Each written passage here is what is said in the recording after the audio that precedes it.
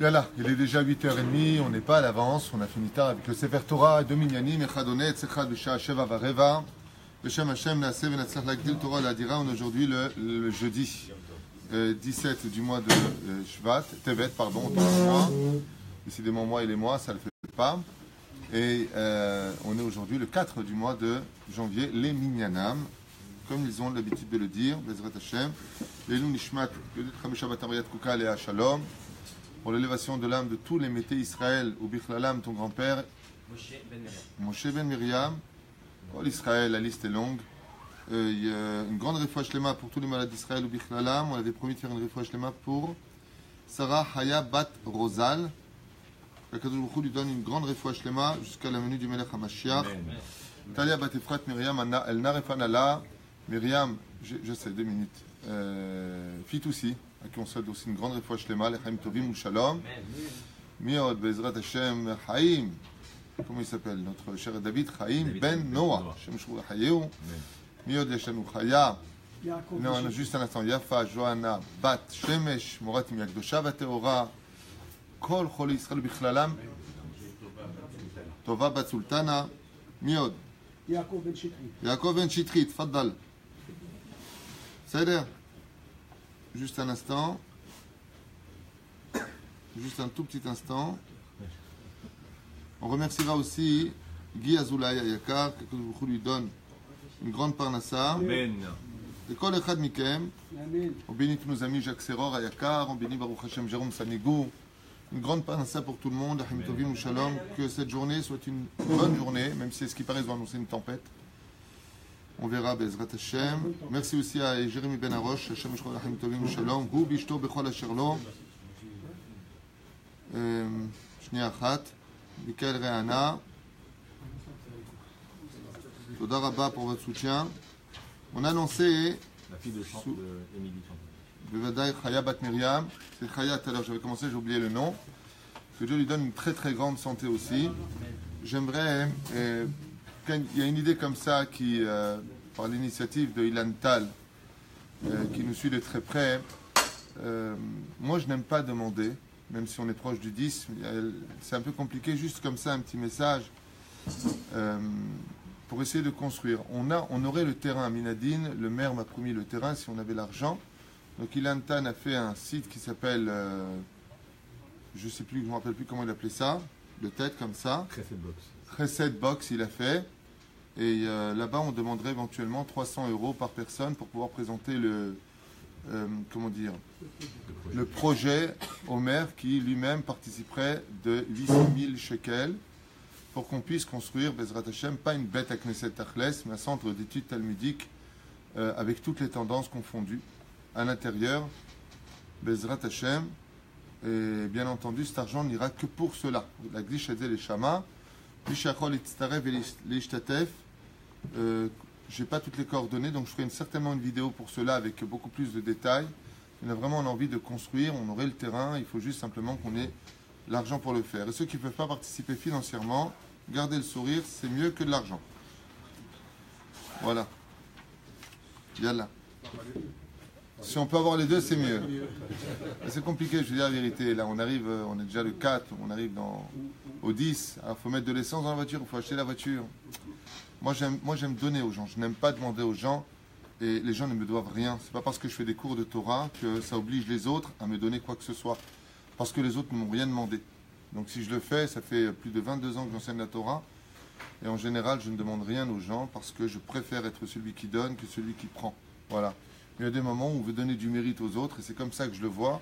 Quand je leur demande une participation, eh bien s'ils peuvent, tant mieux. Puis s'ils ne peuvent pas, que Dieu leur donne les moyens de pouvoir le faire. Parce que la vérité, les gens sont tellement sollicités, tellement de maaser. Je ne connais pas un juif qui ne donne pas de maaser parce que même quand il ne veut pas donner le maaser, il paye l'étude à ses enfants, il aide toujours des gens de sa famille. C'est une forme de maaser. Am Israël Kedoshim Meod. C'est-à-dire, mais en tout cas, moi je ne dis pas, je ne le pense pas très sincèrement, que c'est pas parce qu'on fait quelque chose qu'on doit attendre en retour quelque chose. Je ne pense pas. Attends, celui qui peut, celui qui veut, celui qui a le mérite, tant mieux. Celui qui de toute façon donne déjà ailleurs, parce qu'il y a d'autres associations qui, Baruch Hashem, font aussi du très bon travail. eh bien qu'il continue à de là-bas. Ce qui compte, c'est qu'on soit Magdil Torah Ladira, Bechol Atar Ve'atar. La dernière fois, j'étais dans le binyan magnifique du Rav Amar et j'ai trouvé ça vraiment beau, avec les écoles, machin, un truc chouette ce qu'il fait. Et j'ai dit, Ratson, Kirvou, plein de synagogues comme ça. À City, à Tedvav, à Yud Zain, où, partout. Mais si on joue les individualistes avec chacun sa petite chapelle et ce qui compte c'est mon moi, alors ce n'est pas le chemin de la Torah. Ce qui compte c'est de se battre pour Hachem. C'est pour ça que ceux qui soutiennent des œuvres très importantes restent là-bas. Je n'ai pas à leur demander d'arrêter de donner là-bas pour donner ici. Je ne me bats pas pour mon nom. C'est là. Ça, ce que je dis est sincère. Quoi ? Oui, je lui ai promis, je lui ai au téléphone, le pauvre. Tu vois, le problème, c'est que ça sort. Alors, le Rav Nera pour sa fille, la pauvre. C'est ça, Batsheva Bat Sapir, Hachem Ishmor Haya, qui malheureusement s'est retrouvé avec de l'eau bouillante qui lui a brûlé tout le dos. Hachem Elahim. 3 jours d'hospitalisation. On a vraiment très peu de temps. Donc, on va essayer de parler un peu de la paracha de Shemot. Hier, j'étais absent parce que j'étais un petit peu faible, fatigué. On va dire ça comme ça. Les Éouzé. Parashat Shemot Metrila Bemilim Ve'ele Shemot Bnei Israël Abaim Mitzrayim. Donc voici les noms des enfants d'Israël qui descendirent en Égypte. Rabbi Lubavitch explique à propos de cette phrase que ce sont que les noms qui sont descendus en Égypte. Et les noms représentent, contre toute attente, essentiellement les corps et non pas les âmes. Parce que les âmes peuvent changer de nom à chaque Gilgoul. Donc l'âme possède un nom qui n'intervient que dans le corps dans lequel il se trouve. Mais c'est là, dans l'origine du nom de l'âme, chaque âme a déjà un nom posté par Hachem. Et dans sa réincarnation, Dieu lui donne un nom. Asbe et les Shemot, voici les noms, pas les hommes. Pourquoi le Rabbi dit ça ? Il explique dans son premier commentaire que les âmes ne descendent jamais en galoute. Ça veut dire qu'il n'y a que le corps et les noms de l'homme qui descendent en galoute, mais pas l'âme. Ce que dit la Gemara dans Ktubot, c'est qu'effectivement, l'âme du juif ne quitte jamais la terre d'Eret Israël. Alors, je vais vous lire quelques passages très intéressants de notre livre, composé par nos sages, une Torah de Emet, Torah de vérité, Baruch Hashem, car tout ce qu'on dit les Chachamim, c'est Tamid, Divrei Elokim Chaim. Et rien, ni la fin des temps, ni le Mashiach lui-même ne peut contredire que notre Torah s'est trompée ou que nos sages se sont trompés. Iratson, comme le dit le verset, Alevai Matai, Yasigu Maasai. Quand est-ce que nos actions à nous atteindront les actions et la Torah de nos maîtres? À l'éveil de Abraham Sraki Yaakov.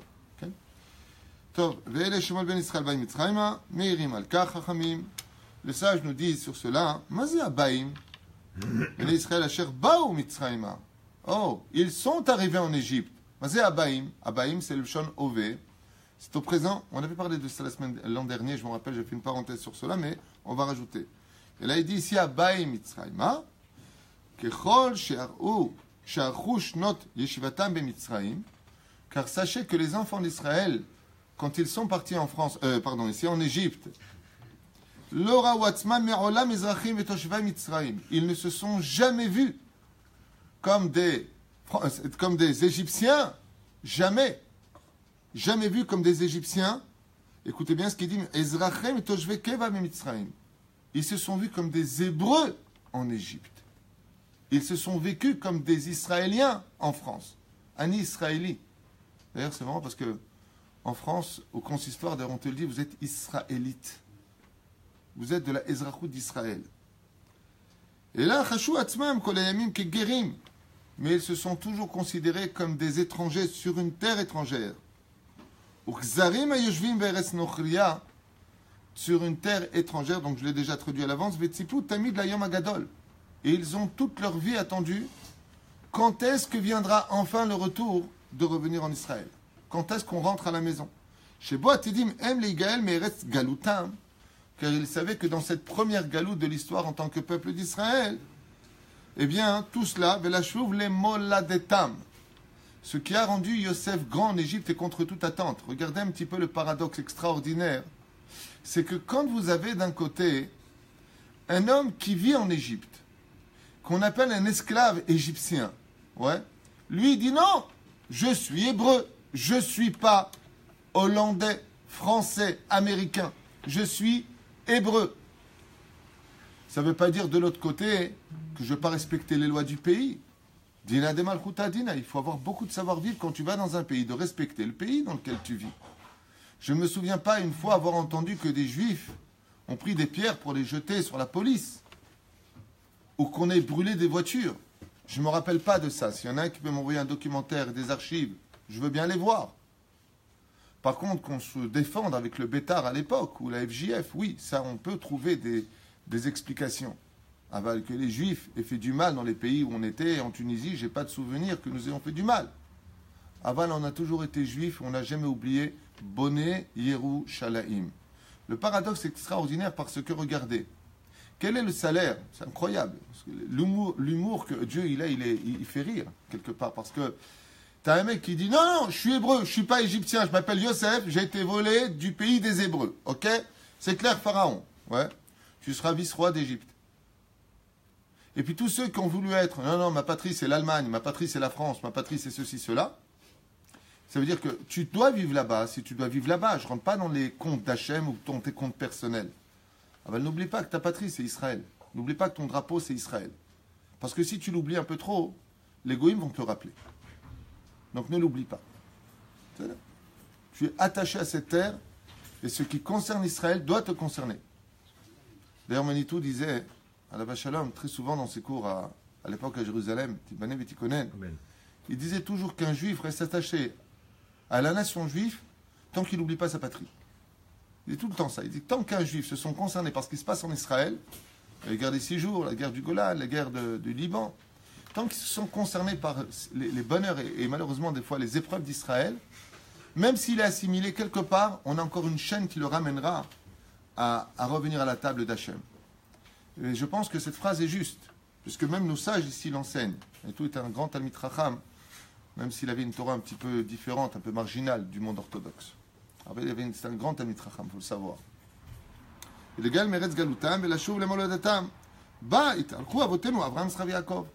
C'est que notre peuple descendu en Égypte, Abaim Mitzrayma. Tu dis quoi, Abaim? Au présent. Ah, tu viens d'arriver? Non, je repars. Pas Abaou, chez Guiou, qui sont arrivés, ils sont installés là-bas. Ils sont arrivés dans une situation où d'ailleurs, au niveau psychologique, ce qui s'est passé, c'est que l'histoire de l'esclavage en Égypte, pourquoi est-ce qu'ils ont fait un esclavage? Quand tu t'installes dans un pays, tu veux créer l'Égypte, tu veux créer le sentier, rue du Caire, rue d'Aboukir, tu veux t'installer là-bas. Tu veux commencer à créer quelque chose de grand, acheter ta propre maison en France, ailleurs. Tu te dis non, fais pas ça. Pourquoi est-ce que les Hébreux ont si facilement accepté l'esclavage? Parce qu'ils ont dit, Mazé Méchané, ce qu'on fait en Égypte, de toute façon, on va partir de ce pays. C'est-à-dire que tu acceptes facilement la notion de métro boulot dodo, donne-moi un boulot, juste de quoi me nourrir. J'ai du pain à manger, j'ai du poisson à manger, j'ai de quoi manger. De toute façon, je ne reste pas ici. Mais par contre, si vous regardez bien, dans le livre de Yoshua bin Nun, Yoshua, quand il s'installe, combien de temps va durer leur entrée jusqu'à la fin de tout? 14 ans. Aval Zelou Nachon. 7 ans de guerre et 7 ans d'installation. Ça veut dire que on va prendre en compte que de pouvoir apporter les Bikurim au Beth Amikdash, donc qui va à l'époque s'installer à Shiloh, ouais, jusqu'à la période du roi Salomon, eh bien, les Hébreux vont donner autant de temps au Kivush Eretz Israël, à Kivush, la conquête d'Eretz Israël, que la conquête de faire fructifier les fruits en Eretz Israël. C'est incroyable. Ça fait 14 ans en tout. Ça veut dire que même les 2 tribus ennemies qui ont participé à la guerre de la conquête d'Eretz Israël comprendront que cette guerre ne peut se terminer que quand on créera les Yishuvim en Eretz Israël. Enfin, pour ceux qui ne s'arrêtent pas qu'à la Torah. La Torah ne s'arrête pas à l'Énécole Israël. Il y a aussi, après Yoshua, Shoftim, encore des livres. Il y a 24 livres. Ça s'appelle la Bible, le Tanakh. C'est une entité, le Tanakh. Divisé par 3 dimensions. Donc, שחשוב בני ישראל בשנות שעבוד במצרים, הגבירה בהם את הרצון לשמור על יחדותם הלאומי ועל מסורת אבותיהם, כדברי חזה במדרש, comme il dit ici, שוחר טוב, בזכות 4 דברים נגאלו ישראל ממצרים. Et ils ont créé une frontière